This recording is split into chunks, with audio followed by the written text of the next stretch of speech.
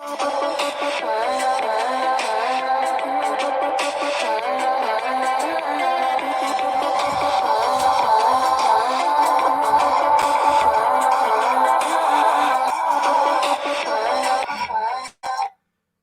to the MLB Closing Time Show. It is Sunday, July 4th. Ian Cameron, Conor Mack, and July 4th means Independence Day. Happy Independence Day. Happy July 4th to everyone in the United States, south of the border. That is, of course, where I am. Guess what I'm rocking today? Yeah, a little Stars and Stripes, baby. There you go. A little USA, USA, USA. This is a Canadian doing this. I hope you appreciate it. Happy 4th of July to everybody USA. in the United States. Today. Obviously, look, we had Canada Day here a few days ago. Same traditions. You're going to have your barbecues. You're going to have a few pints. You're going to have a few drinks. You're going to have a few get-togethers. You're going to have some fireworks at night. Same stuff, even though it's two different holidays. But happy Independence Day to all of you tuning in today for the MLB Closing Time Show. We hope you are enjoying it. We've got, of course, a tradition of Independence Day is baseball. Yeah, MLB. Always a full slate on Independence Day. In fact, there's one game that's actually just started. The Dodgers and the Nationals. It is Garrett Clevenger on the mound here for the LA Dodgers in a spot start. Remember, Bauer was supposed to start today, and of course, the sexual assault allegations now, and he's on the temporary suspension. So now, as a result, they've had to shift the rotation a bit, Dave Roberts, and he's going with Clevenger in a spot start today. Joe Ross for the Nationals. The game's just in the first inning. I didn't bet the game. Ross is actually in good form coming into today. Clevenger is actually pitched well out of the bullpen. See how it translates to the starting job today. It's going to be a bullpen day primarily for the Dodgers. But just overall, I was not looking to bet against the Dodgers in this game, Conor. What have they won now? 8 straight games. They're playing good ball. They're taking care of business here against this Nationals team. So it's just a spot where I didn't want to lay the price with the Dodgers, but they're feeling it. Their bats are good. Their bullpen's been better. Clevenger does have good numbers in a bullpen role. See if he can carry it over here to today. But I passed on this game, Conor. Did you have anything on it? I did not. I didn't bet it either. And like you said, though, I couldn't do it with my guy Ross on the mound. 6 1/3 against Tampa, 2 runs, and then against the Marlins, he went 7 innings with no earned runs.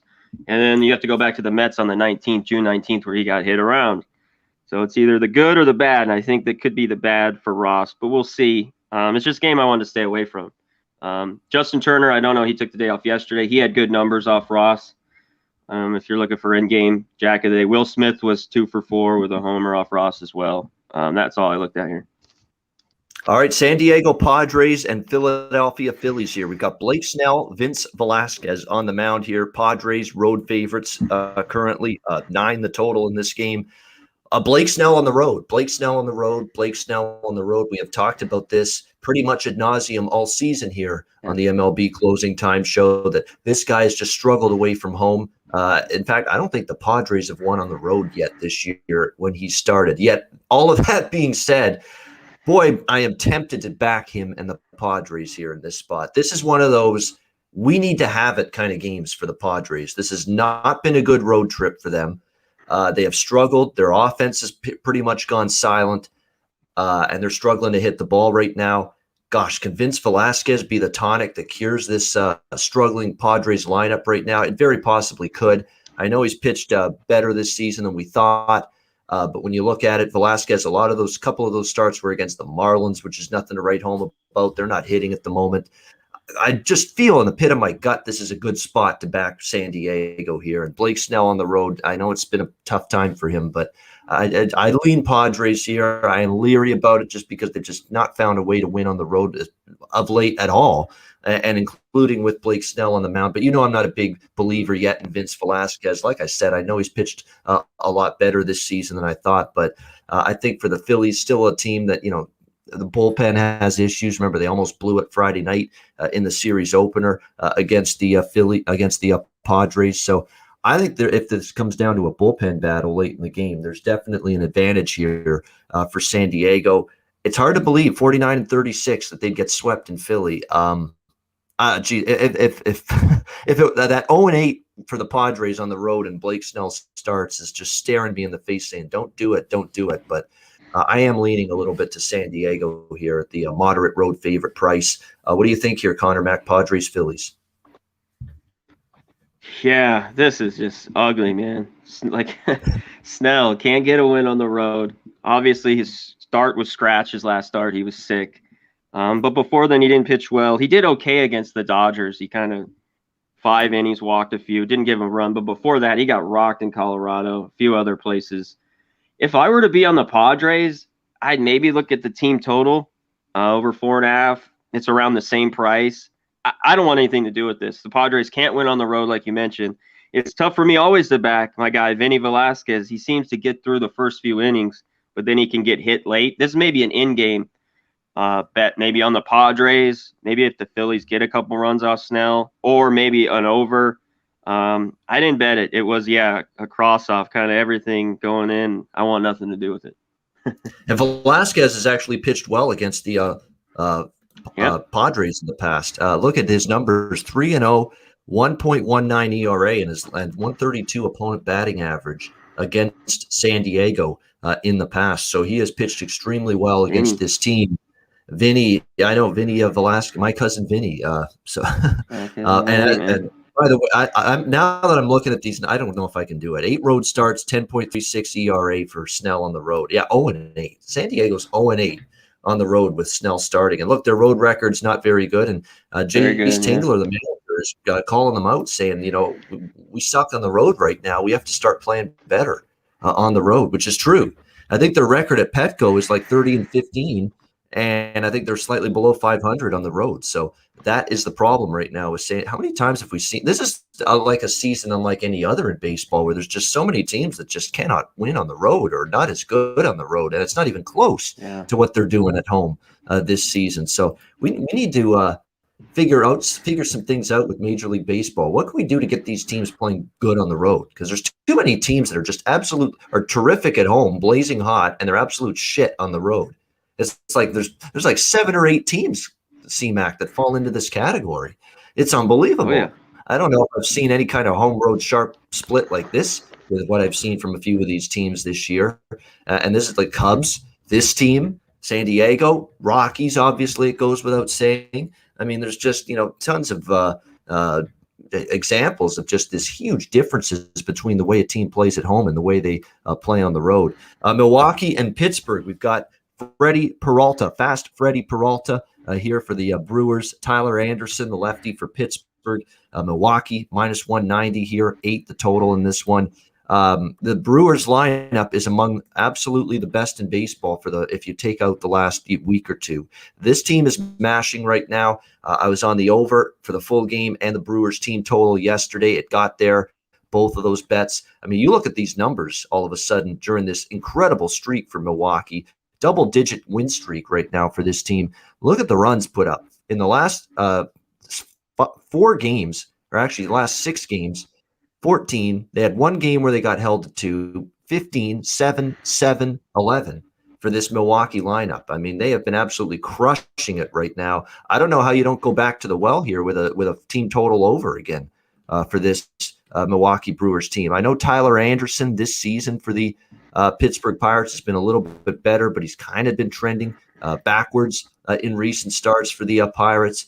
I think the Brewers can do some damage against him. And by the way, when it comes to Tyler Anderson, he's lost 5 straight decisions overall. 1-2 with an 8.59 ERA in 3 starts against the Brewers in the past. So they have rocked him in the past here going into this one. Freddie Peralta has done a pretty good 11-4 of the Brewers in 15 starts this season with Peralta on the mound. How about 122 strikeouts for this guy this season? He's been a K machine. He's got a 1.47 ERA in his last 9 starts. He's been absolutely terrific, absolutely consistent going into this matchup today. So this is probably a Brewers first 5. It's a reasonable price. Minus a half a run is around minus 120, minus 130. I'd look at that. And I would probably also look at the team total over once again. I mean, if it ain't broke, don't fix it. Hot lineup, stay hot until proven otherwise. That's something I learned from Teddy Covers a long time ago. That's what he always said, is that hot lineup, stay hot until proven otherwise. Bad bullpen, stay bad until proven otherwise. And right now, like just go with it.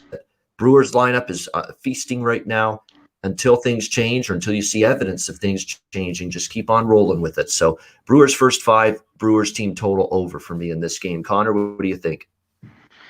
Yeah, this is just tough. I mean, Anderson just can't get any wins. He's back at home. The Pirates, though, have just hit the skids again. Can't score, like you mentioned yesterday. They got 2 again. Yesterday, it seems like 1, 2, 2, 2, 3. I've been Peralta all year, a backer of his. I love him really at home. But here, yeah, first 5 half a run, I think it's a good look, or the team total. There were a few guys that hit Peralta for, Newman's 3 for 5.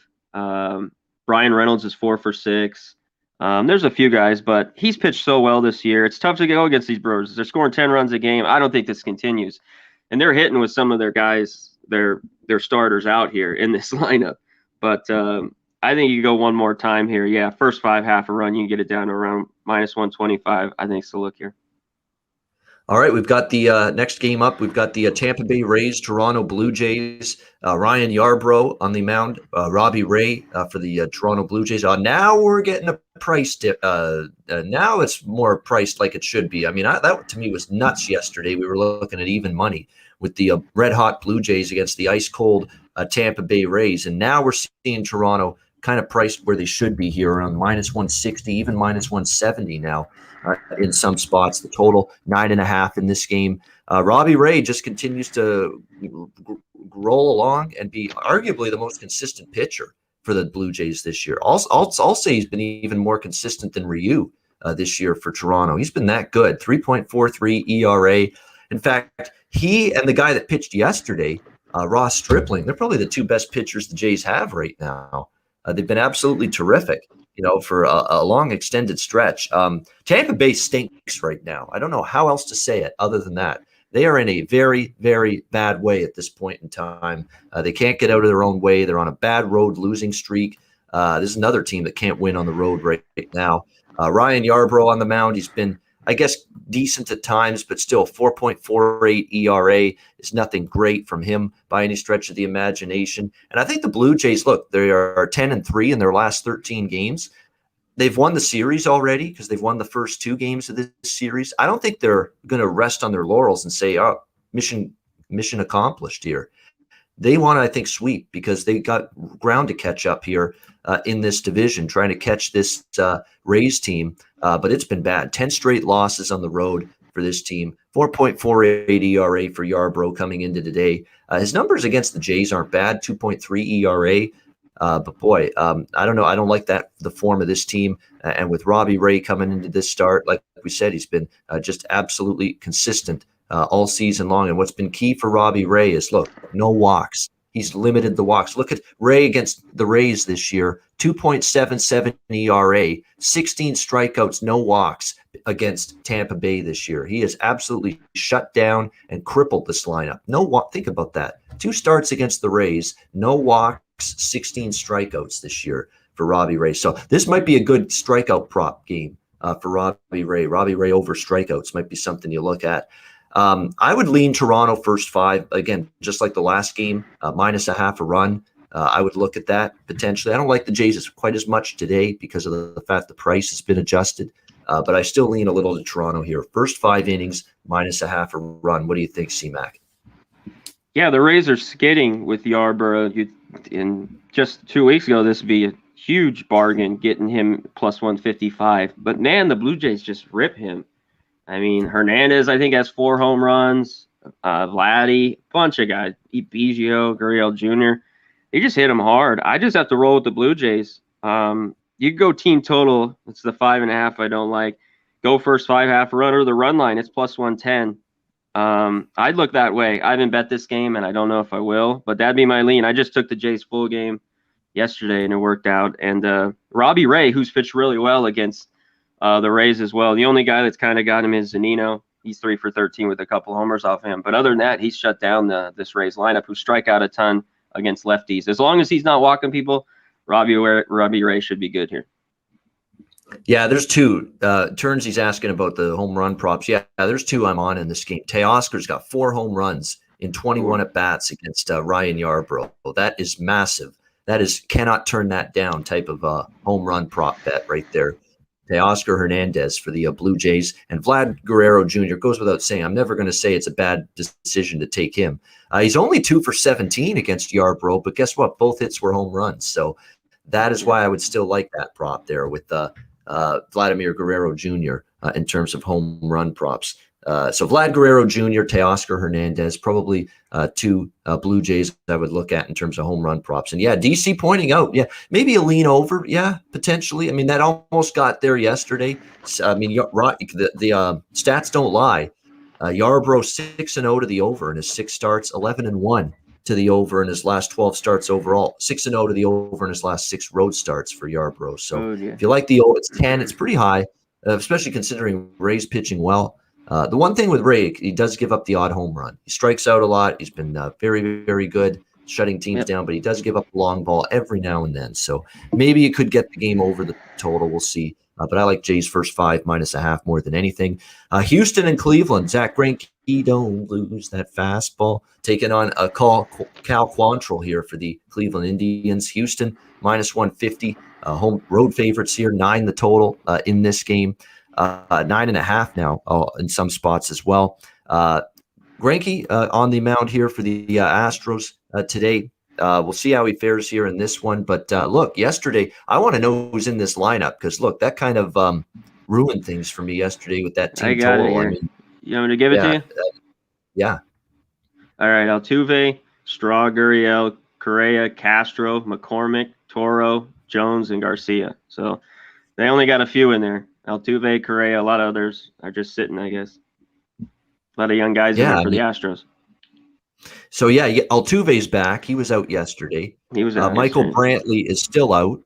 Still out. And Kyle Tucker looks like he's still out. So they have Altuve back in the lineup today. And that's about it. So they've still got the others out. So we'll like that concerns me a little bit about this riding this team total over. But I certainly would lean in that direction. You can get the team total for the Astros here, 4.5 -130 at Pinnacle. There's a couple other spots though. It's 5.5. So some spots have it 4.5, some have 5.5. So make sure you shop around. I'd still lean that way because look, Cal Quantrill's terrible, man. I mean, he's been absolutely awful in the starting role for the Cleveland Indians. Very disappointing. I thought he's actually been solid in the relief role in previous years, previous teams. But, boy, he's just not suited to being a starting pitcher. It's been rough for him. 4.11 ERA. He's been struggling, been laboring. There's probably a good chance Houston can crack some runs against him. And we've talked about the Cleveland bullpen. It can be a little bit of a sore spot lately. It's not been as good lately, this Cleveland relief corps. So I'm definitely interested in the Houston team total. Now that Altuve is in, I'm got a little more confidence maybe to look at that team total here for the Houston Astros in this one. As far as Greinke is concerned, 3.65 ERA for him coming into this start. Pretty good numbers overall against the Cleveland Indians as well.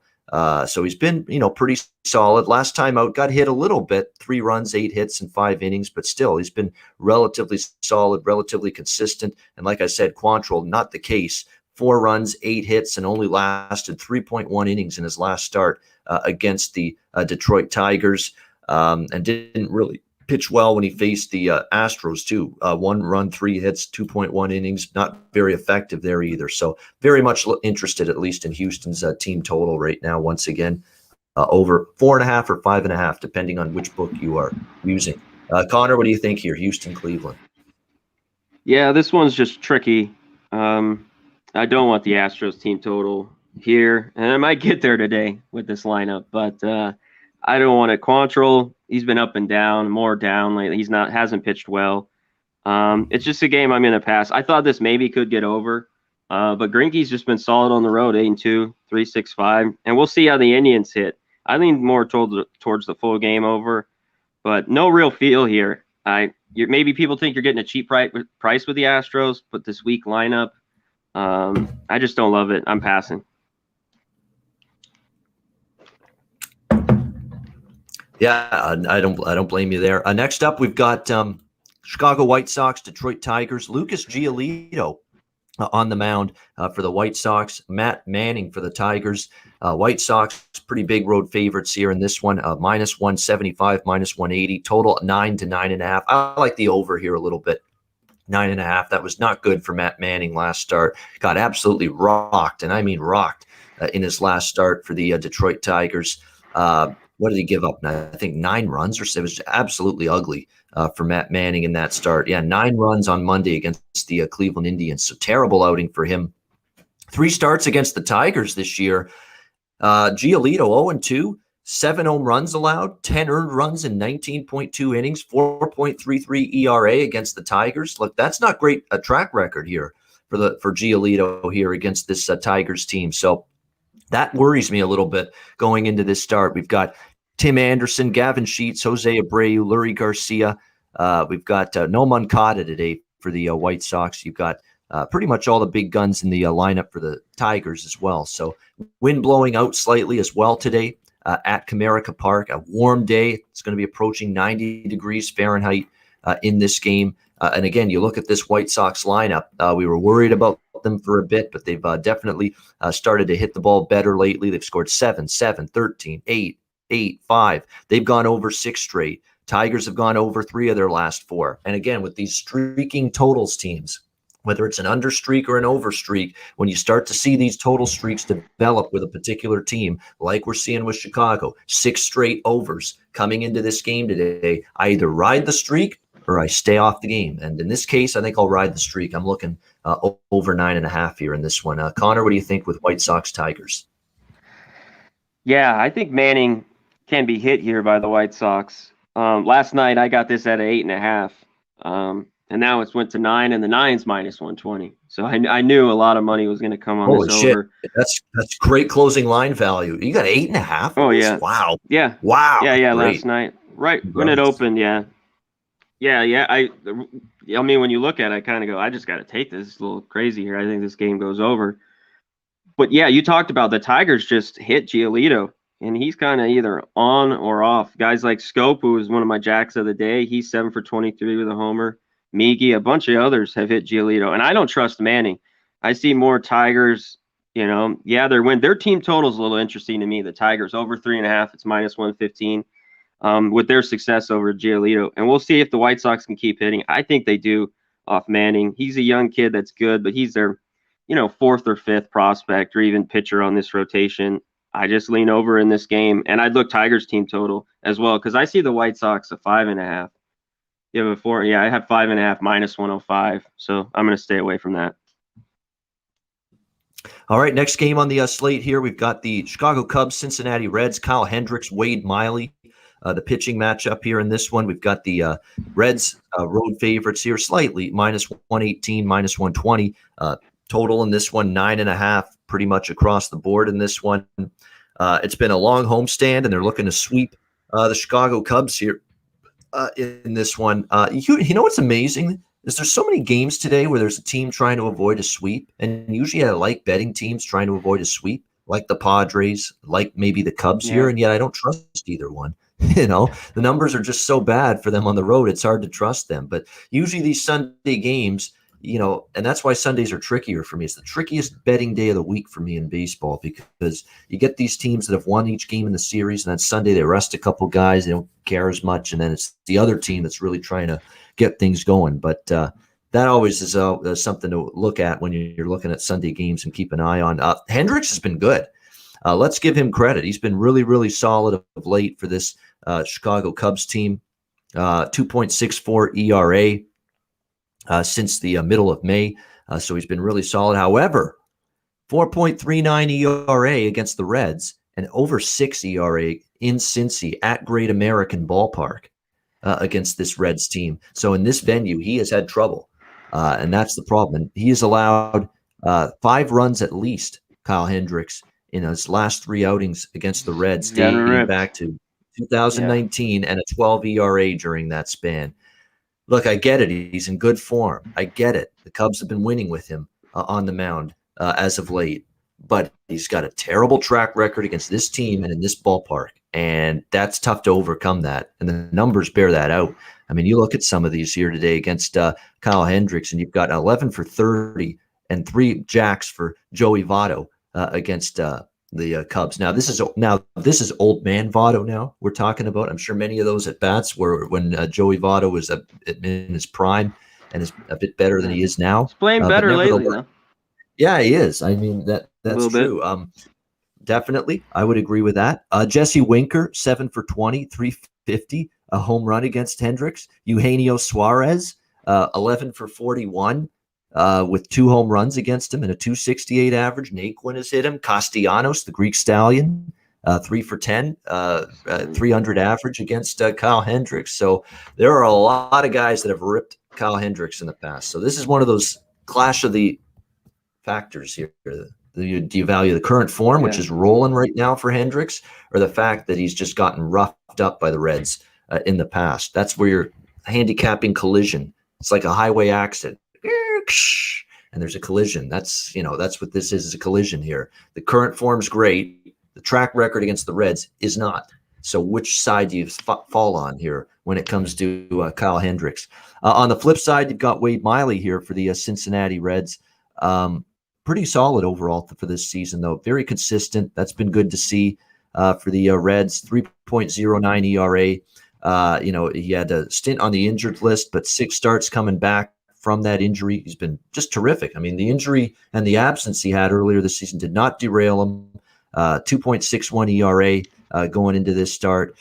He pitched fairly well against the Cubs earlier this season. 5 innings in April, 2 runs, 5 hits allowed, and the Reds won that game. So I'll be honest, I'm leaning Reds here.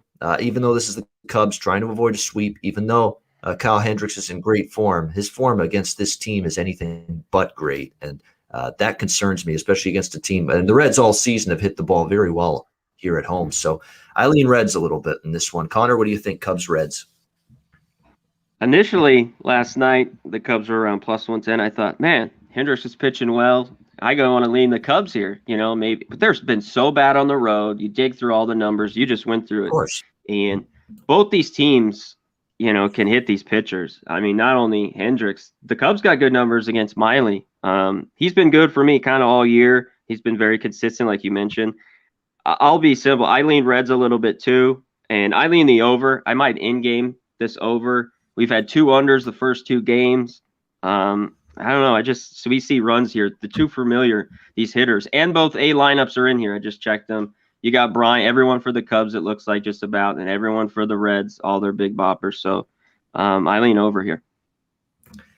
I think you're onto something with that. I might look at the over there as well. And I like the fact that even though they haven't hit in the first 2 games, sometimes you get that. The third game is a different story, and you may see some. And the weather is very appropriate for runs as well today. Winds blowing out straight to center, 9 miles an hour, hot and humid. Game time temperatures 94 degrees Fahrenheit in Cincinnati today. It's going to be a steamer there at Great American Ballpark. So yeah, that's 10 out to 10 for sure. For sure. Yep. I'm on that over now. I'm definitely going to be on that now that I look at it more. Miami, Atlanta. We've got Zach Thompson and Charlie Old Man Morton here for the Atlanta Braves. Atlanta here minus 180. Home favorites here, 8.5 the total in this one. Zach Thompson making another 2 red hot pitchers, by the way. I mean, Charlie Morton's really pitched well lately as well. 5-1 his last 7 starts. He's been pretty good overall during this span. He's been absolutely terrific lately, which is good to see. We'll see if he can keep it going here at home against Miami. He might.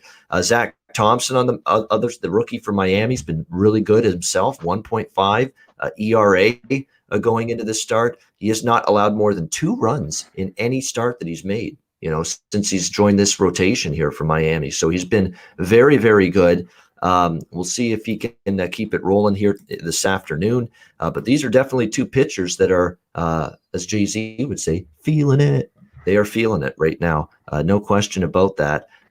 Zach Thompson's really been surprising. I didn't expect this from him when he got the opportunity to be in the rotation for this Marlins team. But boy, has he made the most of it. He has been very, very good for Miami. And he, like I said, even Old Man Morton has been definitely a pleasant surprise as of late. 1.31 ERA for him in his last 3 starts. Morton's given up just 3 runs total in his last 20.2 innings of work. So, wow. It sure screams like a first 5 under to me, doesn't it? It sure feels that way. It sure looks that way. I mean, it was 3-2 yesterday. It was 1-0 the night before. 2 low-scoring games. Now, we talk about sometimes the final game after 2 low-scoring games, sometimes you get runs. I don't know if you get that here. Thompson in great form. Morton in great form. Although, as we've seen before, we had a Cub Brewer first 5 under. It was these 2 guys that were in great form, Hendricks and Peralta, and it was 2-2 after the first inning. I remember that. It stands out, that game, still to me. That's what this feels like. It feels like first 5 unders, the right bet, the obvious bet, but it doesn't always mean it's automatically going to win. Nevertheless, that being said, I certainly would look first 5 under right here in this game. Like we said, 3-2, 1-0 in the first 2 games. It's not like the lineups are rolling and clicking at the moment. Conor, what do you think here? Miami, Atlanta. Yeah, this is a difficult game. I mean, these teams have another 3-2 game yesterday. I stayed off. I kind of feel the same way here. I'm with you. I think this is an under, but every time I take these teams, they seem to score runs. The Braves are going to break out, or Marlins are going to bust out. I lean with Thompson a little bit and the Marlins. Maybe first 5. You go full game. That Marlins bullpen's been really, really good. I think they're just pricing Morton a little too high here. He has great numbers against the Marlins, but Thompson's been good. And I lean full game under here a little bit. It's just a lean. I haven't bet it. Yeah, the Braves are only 6-4 with Morton at home this year. So that's 60%, and you're getting this kind of price with Miami. And look, Miami split the first 2 games. They could have won the first game. They won yesterday with Alcantara on the mound. So I don't mind that price with Miami here. This is where you want to back Miami. These kind of big plus prices, because this is often when you get be able to cash in, because I remember early in the season, Miami was getting some of these nice plus prices, especially first 5 innings. Although, as you mentioned, the bullpen for Miami has been much better for a good stretch now. You're looking at a 1.13 ERA. How about that? Wow. 1.13 ERA for the Marlins bullpen in their last 10 games. So this is absolutely one where you could probably split it up first 5 and full game, but don't be scared about taking the full game here, because often I say full game bets, they scare me these days because there's hardly any good bullpens you can rely on consistently, and Miami's one of those bullpens you can rely on them right now. And they just traded Adam Simber, one of their good relievers, to Toronto just recently, and they're still, a terrific bullpen right now. So definitely some depth in that Miami bullpen. We're finding that out. And they're pitching well. Subway Series, Mets and Yankees, Garrett Cole, Marcus Stroman, the pitching matchup here in this one. This is, by the way, the first game of a doubleheader, so it'll be a 7-inning game here between these 2 teams. Yankees minus 180, total 6. Fuck it, I'm on the Mets here. I don't, first 5 and full game. I mean, that's what you came up with yesterday if you're the Yankees after Hal Steinbrenner read you the riot act about your performance. And came out to the media and said, we're not firing Boone. We're not firing Cashman. It's on the players. You figure it out. You get the job fucking done for us if we're going to turn this around. And what did they come out with? Oh, they came out with great fire, great resolve, great will to win. They only got themselves down 6-0 early in that game yesterday against the New York Mets. It's a shit show right now. It's a bad team. And you Yankee fanboys out there that are still trying to defend this shit, enough. I don't want to hear it anymore. This is a bad baseball team. Very bad. The lineup's no good. The pitching's been underwhelming. Yeah, even the bullpen has shown cracks in it. Aroldis Chapman is completely and utterly screwed up right now. Total mess at the moment for this Yankees team. So right now, there's nothing to like. Nothing. Zero to like with this New York Yankees team. And now they're going to go out there as minus 180 again in this game at this point in time. No, thank you. And look, Stroman's capable for this Mets team. He's had a solid year overall for this New York Mets squad. Yankees, by the way, 1-6 their last 7 games. It's just absolutely hysterical that in a spot where you would think they'd show some fire, show some gumption yesterday, they got bombed once again by that New York Mets team. Just an absolutely pathetic team right now. Cole, by the way, it's worth noting he's got a 6.26 ERA against the Mets in his career. This guy hasn't even pitched all that well against the Mets right now in the past for this New York team. Stroman, like I said, 2.45 ERA coming into this season. Now, he's been a away from the team. He's had a death in the family that he was away tending to. So you always worry that he may be out of his rhythm a little bit coming into this start, and he's kind of struggled in this ballpark, 6.13 ERA at Yankee Stadium a little bit. So that does concern you a little for Stroman, but this is just at this price. I got to take the Mets here, first 5 full game split. I mean, the New York Yankees, just you're not going to get me endorsing them as minus 180 chalk. No way, no how. Connor Mack, what do you think? Yeah, well, it's a doubleheader. Probably going to stay away, but I'd be on the Mets at this price. Garrett Cole should pitch better, though. Usually he bounces back. I don't know, was that DC who just put that after he gives up Garrett Cole 5 runs? Usually there's an under. I lean under in this first game here, but I can't take him at that price, minus 180. No way. He doesn't got the sticky stuff.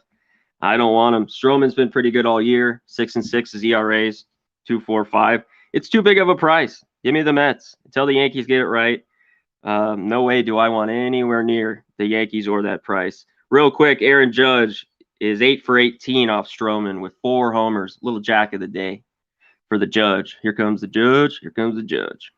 Yeah, all rise. Yeah, if he's in the lineup, that is. I mean, that's a disgrace. I don't know, let me by the check. way, out of the lineup the other day. Who the hell made that decision to have Aaron Judge out of the line? Like, I get it. He's not had a consistent year at all times, but you need all your hands on deck here when you're in a slump and you're in a funk. I don't know how that serves any purpose doing that, but nevertheless, one of many issues this Yankees team has at the moment right now. Look, there's only one team that's below the Yankees in the AL East, and that's the lowly Baltimore Orioles. Like, everybody's passed this team by now in the division outside of Baltimore. That's how bad things have been for the Yankees. Minnesota, Kansas City. We've got Kenta Maeda, Brad Keller. Minnesota minus 140 to minus 145 here, road chalk. Even minus 150 here in some spots as the price keeps going up a bit. 10 and a half, the total in this one. This game has slugfest written all over it. Winds blowing out to center, 90 degrees. I don't trust Kenta Maeda by any stretch of the imagination coming into this outing for the Minnesota Twins. His ERA, 4.85 ERA in his last several starts. He gave up 7 runs, 8 hits, 4.2 innings. A terrible outing for him against the White Sox. I know the Royals lineup can be a little bit sketchy at times, but certainly would think the Royals should be able to do some damage against Maeda. And anybody's doing damage right now against Brad Keller for the Kansas City Royals. He's been absolutely dreadful, terrible for a guy that they thought could be the ace of the pitching staff of the starting rotation at the beginning of the season. And just been a nightmare season right here for Brad Keller. 6.67 ERA. In fact, his worst pitching performances have actually been in this home ballpark. You know, usually the home ballpark, the pitcher's more comfortable there. He sometimes will pitch a little bit better there, even if he's had a bad season. But this guy hasn't even been able to get it done at home. And in fact, I think his numbers are worse at home than they are even on the road. I mean, 7.97 ERA for Keller at home this season at Kauffman Stadium. It's been nothing but ugly. You've got some over trends here, 16 and 11 combined to the over with these two pitchers on the mound. Maeda and the Twins 6-3 to the over in Maeda's 9 road starts. The Royals 5-3 to the over in Brad Keller's 8 home starts. That's pretty surprising. He has a 7.9 home ERA, and yet the over is only 5-3 in his 8 home starts, which means the Royals haven't hit all the time when Brad Keller's been on the mound. But I think they will hit today. It's a high total, but it's high for a reason. I think I've been on the over each game in this series so far as well. Twins Royals over 10 is what I like here. What do you think, Connor Mack? Yeah, I stayed off the over yesterday. I think it might get there today. Keller, like you mentioned, has just been horrible. A lot of these Twins have hit him hard. Donaldson, a bunch of others. Maeda, minus 140 on the road. I don't love that either. Can the Royals win back-to-back games here at home? Maybe. Benton Tendy's back in the lineup. So the lineup looks pretty good for the Royals. I lean that way, and yeah, I lean over here.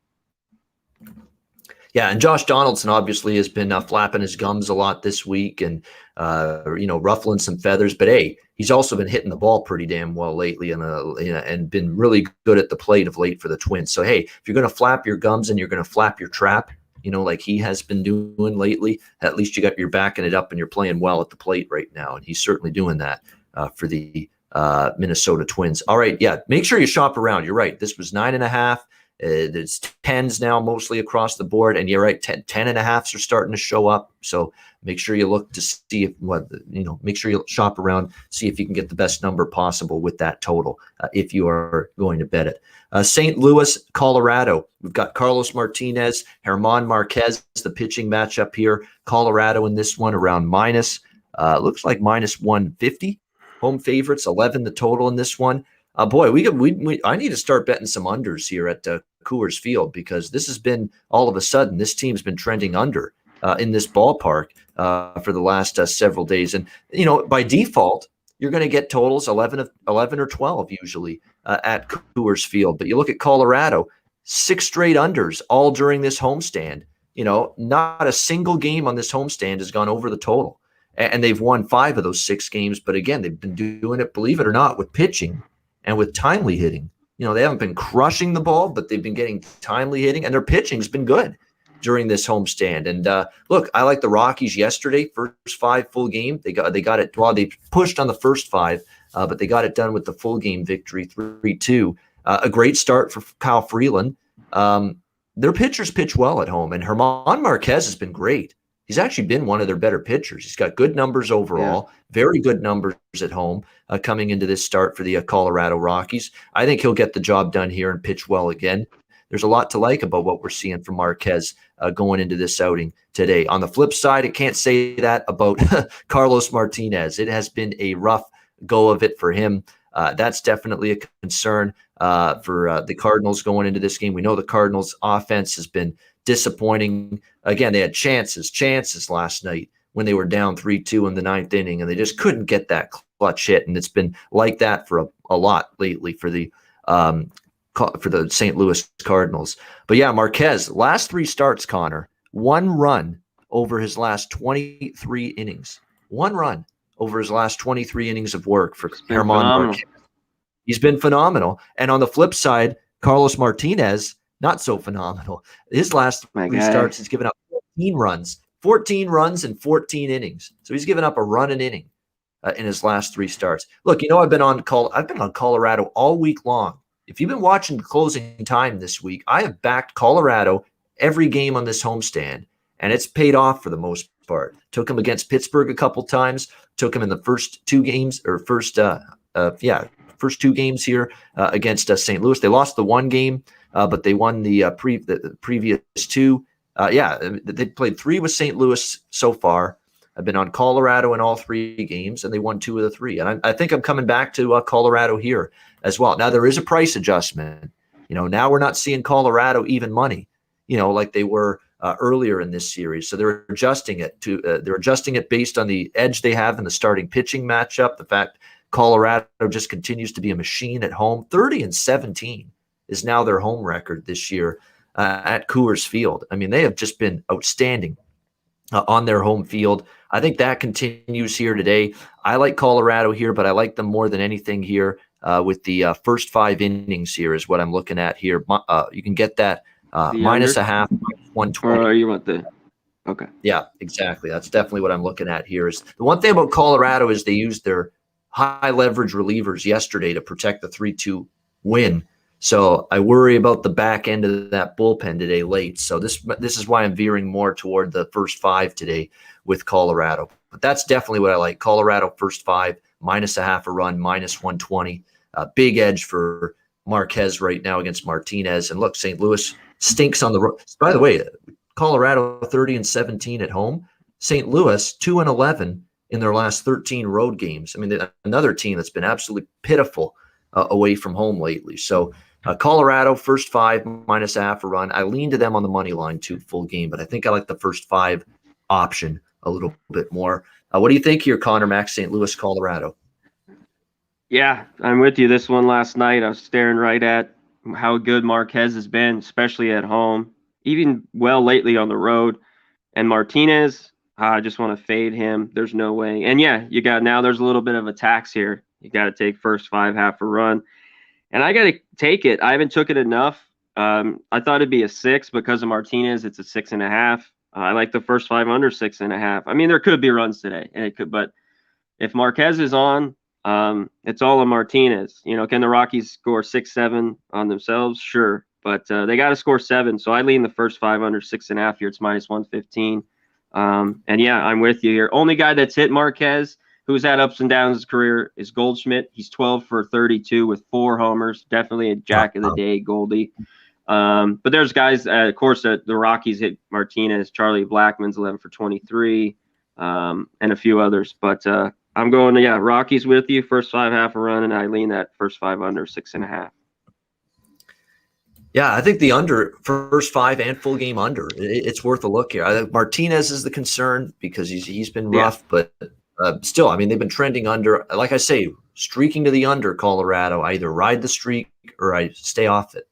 So for me, it would be under or pass in this game from a totals standpoint. Baltimore, LA Angels, Tom Eshelman, Patrick Sandoval pitching matchup here. Angels north of -200. Yeah, as high as -220 as home favorites here. 10 the total in this one, pretty much across the board.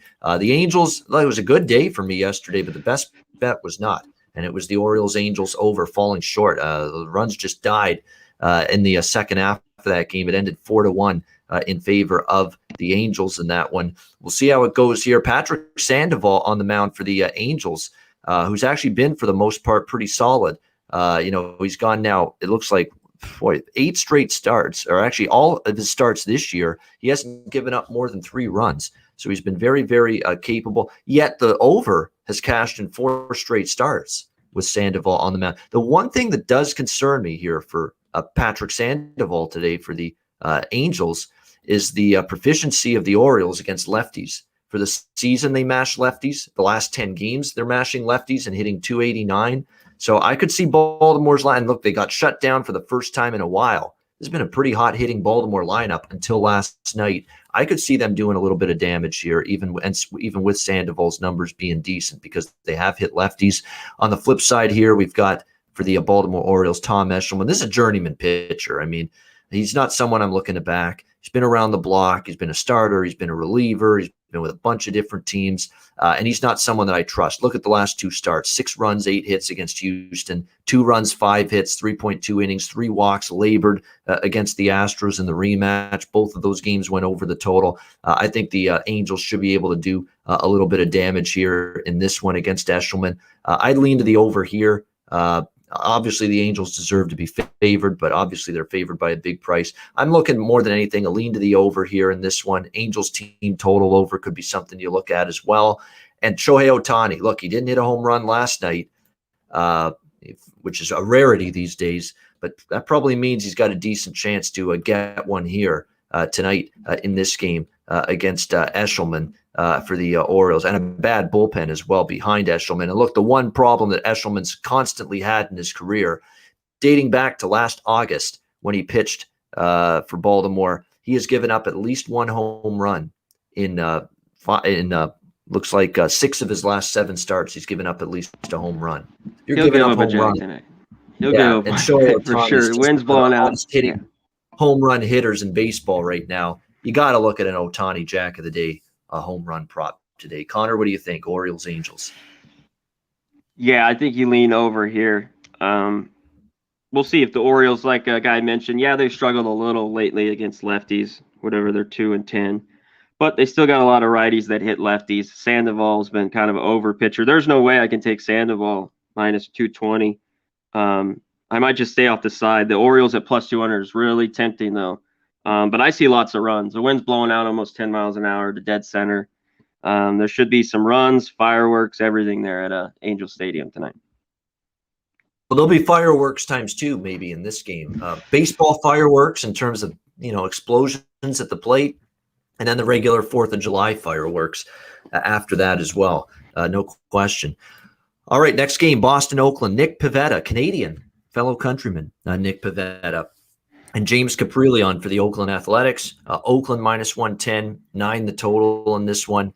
I don't know. This kind of feels like an under spot. And here's why I think it's an under spot. Throw out the numbers. I know Pivetta's been up and down, and Caprillion's actually been pretty good. but Pavetta's been up and down. But think about last night's game. Crazy game. Back and forth, goes to extra innings, and Oakland finally wins it 7-6 and 12.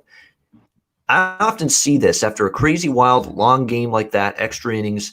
The next day, it's just half asleep. And usually when you're half asleep and you're worn down and you're at like a hangover from a wild game like that one, it shows up in that you don't have as many runs. You don't have as many quality at bats. You're not as patient at the plate. I could see all of that stuff here in this game today with Boston and Oakland. So, look, I was fortunate. I could have lost every bet on that. I had Oakland for the game, money line. I had Oakland team total over. I had the full game over, and it was looking bleak early in the game. And it all just, and everything, bing, bing, bing, ding, ding, ding, ding, ding, everything cashed thanks to those last few innings, including an extra inning. So that game ended up working out very well for me yesterday. But today I'm lukewarm on this game overall. Look, it was a thrilling win for the Oakland Athletics. We'll see if they can keep it going here. Pavetta's kind of gone backward the last 3 starts. He has a 5.06 ERA. He gave up 6 runs on 9 hits against the Royals in his last start. Not very good. Caprillion, very good. Back-to-back, very, very good outings. 1.42 ERA at home this year. So he's pitched very well here at the Coliseum. I would lean a little to Oakland here in this one. First 5 and full game split, little momentum following the big win as well last night. So I would lean a little bit here to the Oakland Athletics in this one. As far as the total goes, yeah, on the surface, you look at Pivetta, he could get hit, makes you think over. But sometimes, like I say, you have those crazy wild games last night, and then you just get a little bit of a sleepwalk affair this afternoon. I sense that could be the case here. We'll have to wait and see. That's what kept me off the over, because I leaned over initially, but ended up staying off it. But I think I might get there with Oakland here. With Caprillion's been just terrific at home. Conor, what do you think here? Oakland, Boston. Yeah, this one's interesting. Yeah, Pivetta, who hasn't pitched as well on the road, and he's been susceptible to the long ball. Caprillion, he made his first start, I remember, 2.5 months ago, was against the Red Sox in Fenway, and he pitched well. I think it was 5 2/3 or 6 innings. He gave up 1 run, I think, against the Red Sox. So they're seeing him for the second time. The wind's blowing out, 10 miles an hour to right center. Again, I lean over here a little bit. I mean, you're right. After a game like that, it could be. I might in-game it. I don't know if I want to bet it beforehand. But I lean the A's a little bit here again.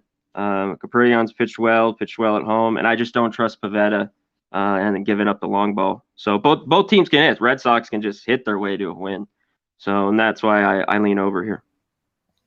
I'm looking now more and more at the home run numbers. Oh my goodness! I mean, Pivetta gave up 3 of the last start. Pivetta's given up in his last 5 starts 8 home runs in his last 5 starts. And for as good as Caprillion's been, he's given up 5 home runs in his last 3 starts. And you got that wind blowing out there. And oh boy, you might want to disregard what I said about the hangover. I don't know. Those are dubious pretty numbers. Gaudy, you got 2 guys giving up bombs and bomb-like weather and wind conditions today in Oakland. So interesting.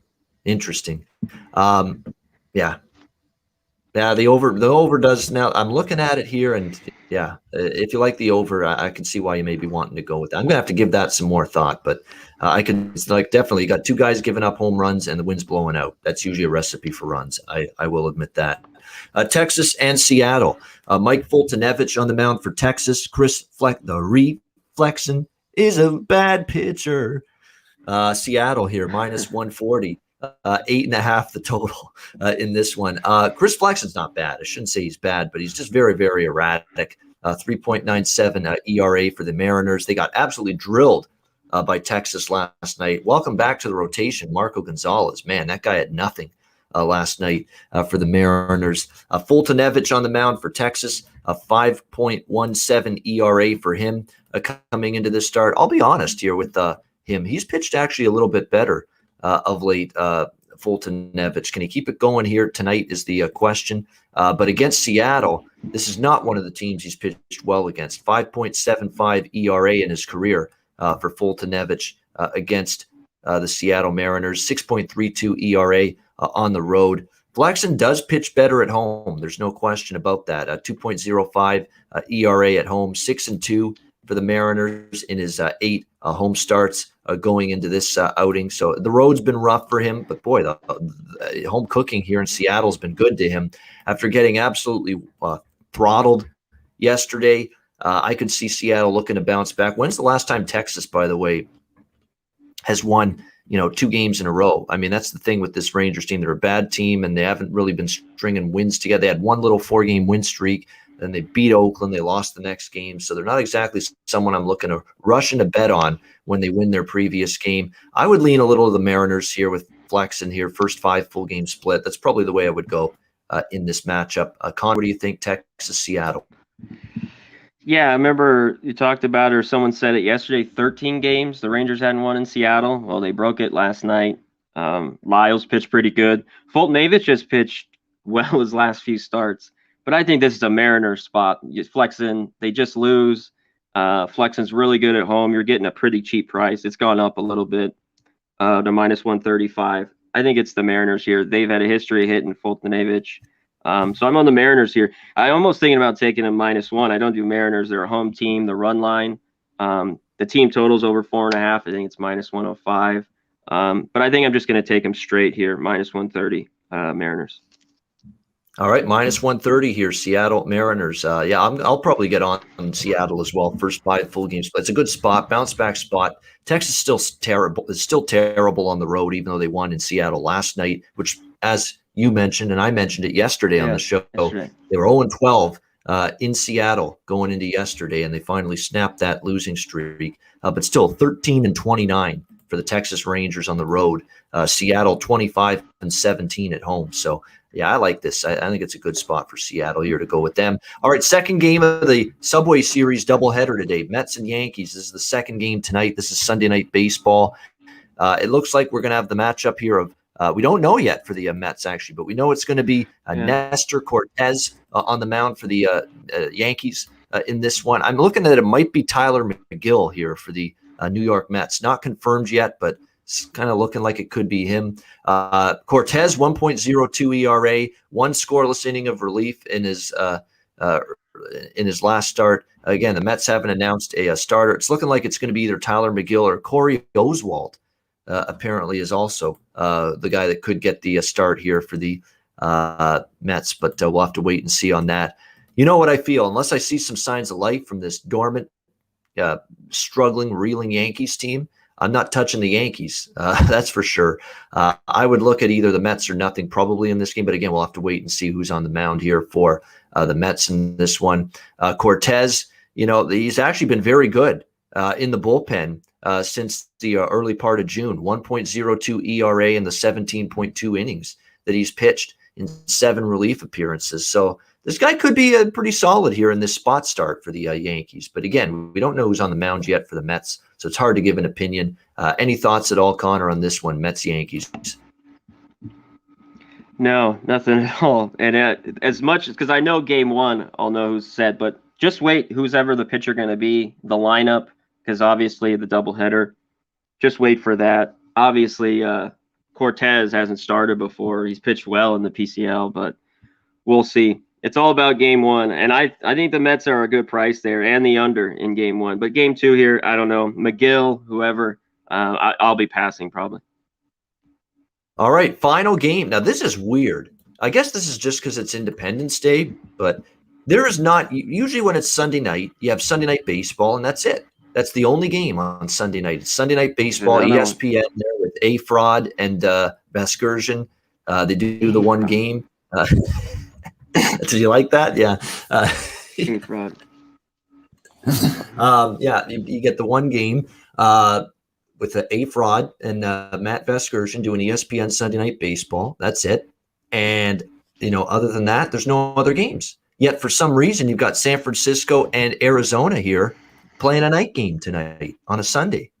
Why is that? It's baffling to me because usually the Arizona, every Sunday home game for them is 4 Eastern, 1 Pacific, a day game.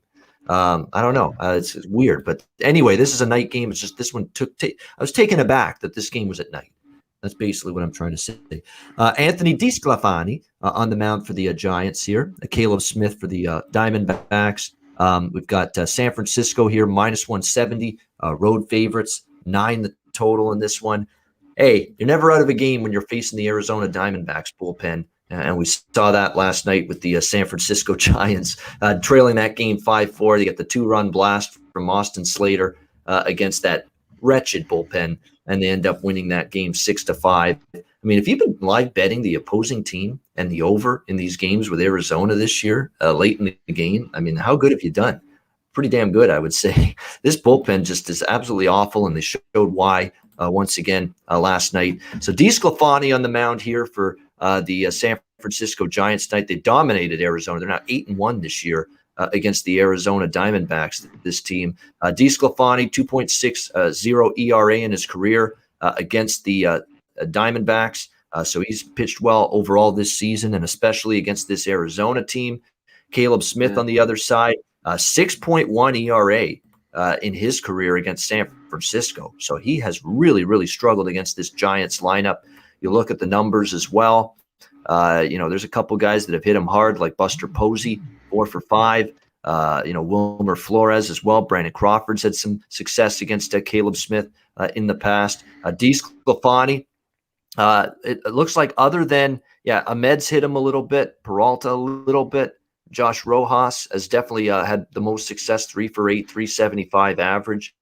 But a lot of guys have had a lot of 0-fers and 1-fers as well against Anthony DeSclafani coming into this outing here.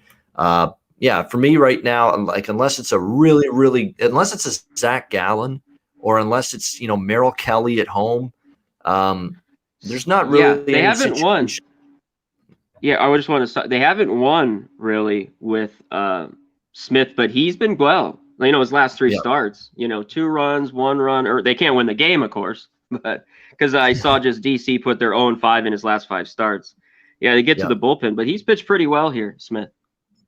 Go ahead, keep going. Yeah. Sorry, I just wanted. No, that's good. That's a good point. He has pitched better. Giants do, have been hitting well though against lefties in particular. The numbers aren't bad against lefties this year, so we'll see if that keeps up for this Giants team.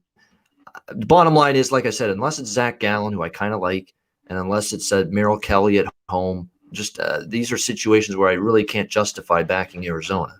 That's the way I feel right now. So, and look, DeSclafani, what have we said about him all season? He's been he's been a surprise. It's been a shock to see how well he has pitched here for this San Francisco Giants team. 2.19 ERA overall, 2.15 ERA on the road as well. So he's pitched quite well on the road. They've been winning consistently with DeSclafani on the mound, 11-5 in his 16 starts this season. So the price is right there, -175. The only thing I would consider here is I would actually consider a run line here. Never mind the first 5. I wouldn't even go with the -half a run first 5 innings. The bullpen gap between these two teams is immense.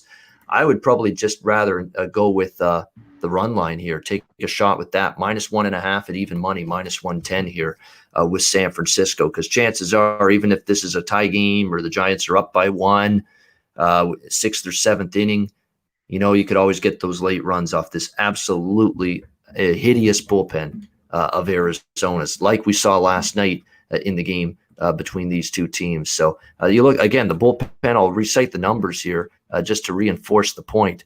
Arizona's bullpen, 5.65 ERA. The last 10 games, 5.28 ERA for the season. That's dreadful. You're talking about bullpen ERA over 5. That is absolutely terrible. So for me, I would actually bypass the first 5, and I would look at San Francisco run line, I think, if I were to bet this one tonight. Conor, what do you think? Giants, Diamondbacks? Yeah, I think it's more Giants, and especially the later the game. This has been a great, like you talked about, in-game bet. As soon as you see the bullpen, yesterday in the Discord, Sharpie did it. Giants were down. It went over, 2-run jack. That's the way to go. And like I said, Smith's been good in these starts. No runs against the Dodgers, 1 against Milwaukee, 2 with the Cardinals. He labors, though. Walks have been his problem. He walks 4 guys, it seems like, every start. That's not good. And DeSclafani, other than just getting ripped by the Dodgers, he's been really, really good this year.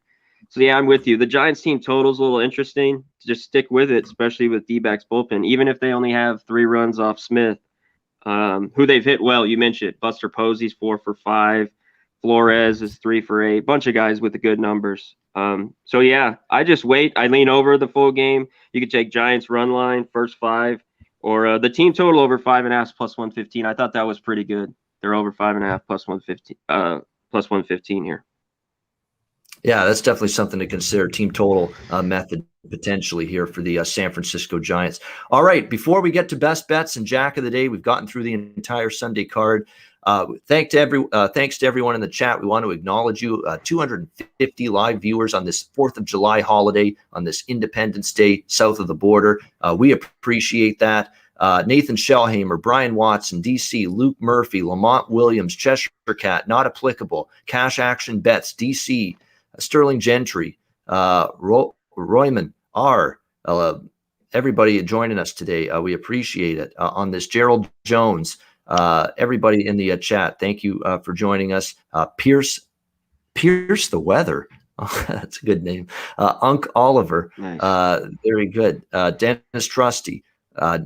Everybody in the he's a good horse guy, Dennis Trusty. I've seen him post horse stuff. Anthony Ambronio, Gerald Jones. Let me just, if we got Jason Falk, thank you very much, everybody in the chat, for joining us, and we appreciate it. Glad you could spend some of your holiday with us. Sure. All right, absolutely. We will get, by the way, to best bets and Jack of the Day in just a second, but before we do that, messages for Manscaped and Southtown 101.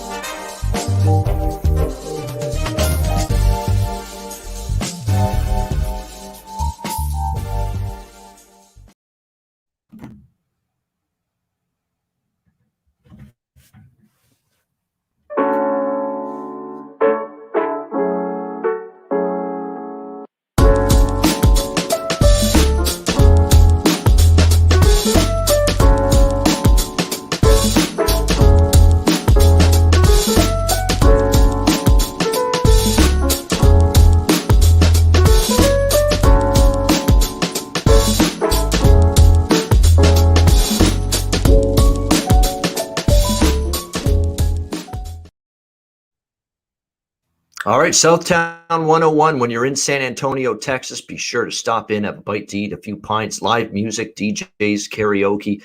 It's the kind of bar I'd want to be at when you hear all the stuff that you can do in Southtown 101 in San Antonio. So check them out when you're in town. Manscaped promo code Pub Sports, 20% off your purchase with Manscaped. And of course, the all new and improved Lawnmower 4.0 is the new product available at Manscaped. You can get 20% off that purchase and any Manscaped products by using the promo code PubSports and mybookie.ag, promo code PubSports. Great time of year, of course. We've got still NHL and NBA playoffs, so they're winding down. Major League Baseball daily. We're a month away from NFL football. I mean, preseason Hall of Fame game is exactly a month away. College football is not that far off either. That last Saturday of August, there's a couple college games. I mean, that's how quick it's going to get here. So great time of year. No better time to sign up for mybookie.ag than right now. Get ready for football season. Put yourself in the driver's seat to be ready for a profitable football season. Mybookie.ag, Bitcoin accepted currency for your deposit. Check them out. Mybookie.ag, promo code PubSports. All right, it is time for the Jack of the Day. Well, see you later. Where do we begin here? There's a lot of games that stand out for some potential home runs today. Of course, Sundays are always that day that check your lineups. You could be some last minute. Whoa, this guy thought he was going to play today. Now he's not. So be sure you're aware of that. Let's start in Buffalo. Teoscar Hernandez, Vlad Jr. absolutely on the ticket for me for home run props. Jack of the Day. Both of those guys have hit Ryan Yarbrough in the past, and both of them are in great form at the plate right now. So Teoscar Hernandez and Vladimir Guerrero Jr. for the Blue Jays. You could look at Eric Haas against Giolito. 2 hits against Giolito, both of them home runs, so I'm interested in that. For Eric Haas, that guy's been a good hitter for this Tigers team. You could look at Votto against Hendricks, Suarez against Hendricks for sure. There's a bunch of them that stand out here. Shohei Ohtani, I mentioned for the Angels against Tommy Eshelman, who's been giving up home runs. I'm definitely good at that. I like that one quite a bit. Sal Perez, even though he hasn't hit a home run against Maeda, he's feeling it right now. I'd even look at Sal Perez in terms of hitting a home run today as a Jack of the Day candidate. Charlie Blackmon against Carlos Martinez makes sense as well in terms of Jack of the Day candidate.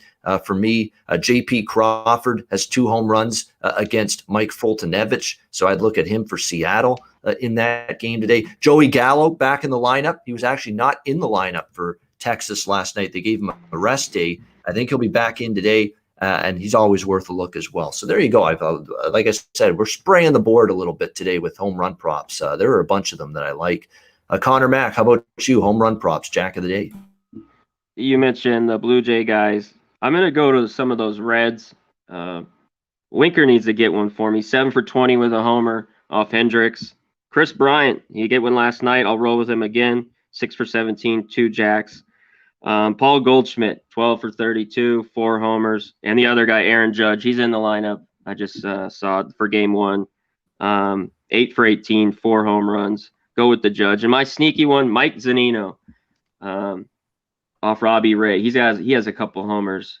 He was 3 for 13 with 2 jacks. He's already hit a couple for me when I took him. So a little long shot juice, Mike Zunino for the Rays. All right, Mike's, and he does have the numbers against Robbie Ray. You're right about that. One of the few guys that's really done good against him in the past. All right, it is time for best bets now to wrap up the show. Connor, we'll start with you. What do you like for best bet? I like this game. I think it goes over. You could even go run line, but I'm going with the team total, and that's the only thing that got me yesterday. I'm going to take the Blue Jays over 5.5. It's plus 105. Give me their team total. I think they hit Yarborough, and I think they get over 5 runs today. So give me the Blue Jays team total over 5.5. All right, Toronto Blue Jays over 5.5 team total here for the Blue Jays today. Austin Barnes just got hit in the head with a pitch from Joe Ross. Holy shit, that he avoided some serious problems there. They're checking on him, but I think it hit his helmet. So thank God for that. But talk about a wild pitch. That's beyond wild right there. By Joe Ross. So Toronto Blue Jays over 5.5 for his team total for his best bet on this card. I'm trying to see where I'm going to go here because there's so many things that I'm looking at, considering. Let's go with I'm going to go with that Tigers White Sox over 9.5. I'm going to go with that. It was a tough decision. I like the Jays first 5 a lot. I like the Rockies once again today quite a bit against St. Louis in terms of these were best bet candidates. I like the Minnesota Kansas City over quite a bit. I like Seattle a lot against Texas. There's a bunch of them that I was considering. Cubs Mets, I like that over more than I did initially. So those were the ones I was really thinking about for best bet, but I'm going to go with Chicago White Sox, Detroit Tigers over 9.5. Look, Giolito is quote unquote ace, but he hasn't always pitched like an ace this year. He has struggled against the Tigers, and the White Sox are just streaking to the over. What is it? 6 straight overs? These total streaks, when they start happening, I like to ride them, and I'm going to ride them again today with the White Sox. So for me, Chicago White Sox, Detroit Tigers over 9.5, even money. That's going to be my best bet for this Sunday MLB card. And that'll wrap up this edition of the Pub Sports Radio MLB Closing Time Show for Sunday, July 4th. Thanks to everyone in the chat. We appreciate it. This is our only show today. There's obviously no NBA show today, no NBA show tomorrow. We will have our next NBA Pub Hub Tuesday, 4 p.m. Eastern, 1 p.m. Pacific, with me, Connor, Dutch, and Ski, and we'll get you ready for NBA Finals Game 1, Milwaukee Bucks, Phoenix Suns. I think this could be a great series, potentially. I'm actually excited about it. I think it could be potentially a great matchup. Looking forward to the NBA Finals, and we will break it down Tuesday right here on Pub Sports Radio, Game 1 and the series. In the meantime, we'll be back with you tomorrow, noon Eastern, 9 a.m. Pacific with the next edition of the MLB Closing Time Show. We'll have Ski Profit, our Monday guest, with us tomorrow on the show as we break down the Monday MLB card. For Conor Mack, I'm Ian Cameron. Have a great Sunday. Happy 4th of July. Happy Independence Day. Rev those barbecue, rev up those barbecues. Get the fireworks going. Have a great holiday. And we'll see you again tomorrow on Monday for another edition of the MLB Closing Time Show right here on Pub Sports Radio. Peace.